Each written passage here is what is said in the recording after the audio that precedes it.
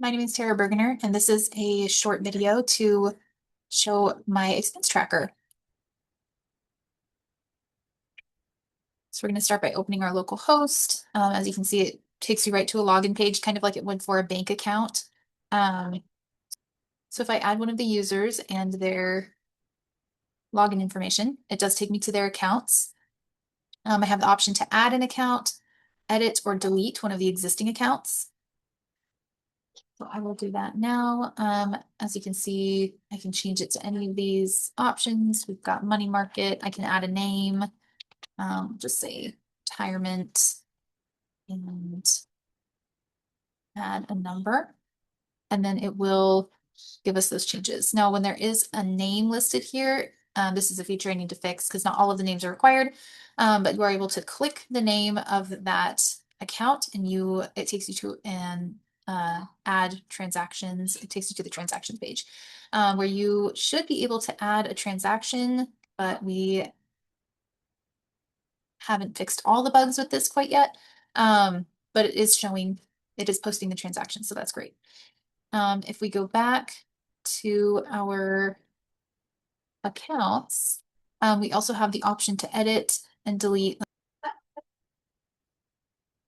And there you go, delete the account.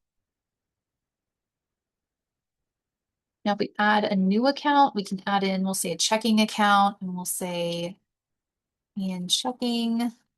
And we'll say that he has a little bit less in his checking account. And then again, we can add transactions to that account as well. For this project, I chose to use Postgres as my database. Here you can see all of the accounts. We'll start with the users. So we can see here, we have Valeria, John, Zorro, and Ian. And Ian's is the only one that is a hash password, just because these ones I added initially when I created the database. So then with Ian, he's actually the account that we added some accounts for. So as you can see, Ian is user ID 4. We can go back and look at that.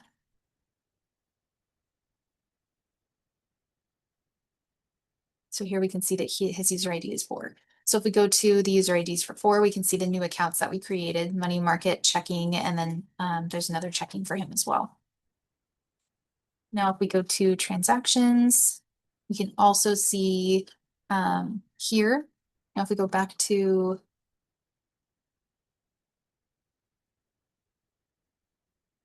our accounts, we can see that his transactions are 11, 12, and 13.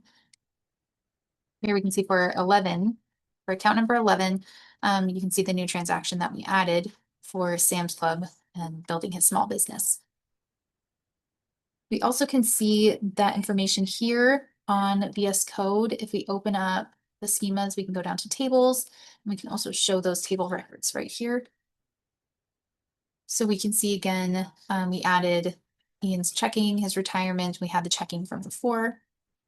We can also see the transaction that we just made here. And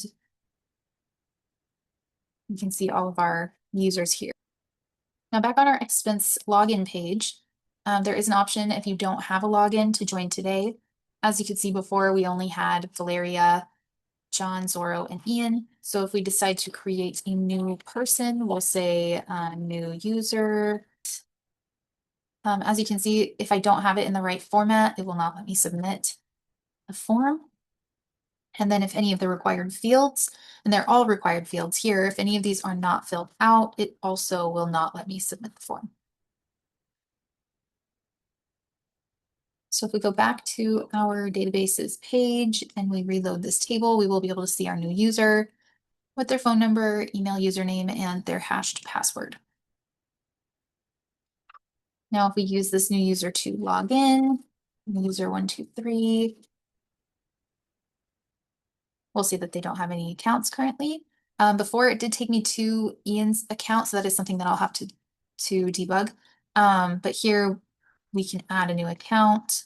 We'll call it new checking and add a random number. Here we go. We can add a transaction. We'll say this one is income. We'll say he works at a restaurant. And there were his tips.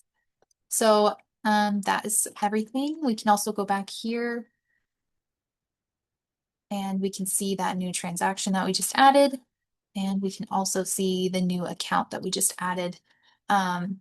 And as you can see, we have the new user ID for our new user here as well.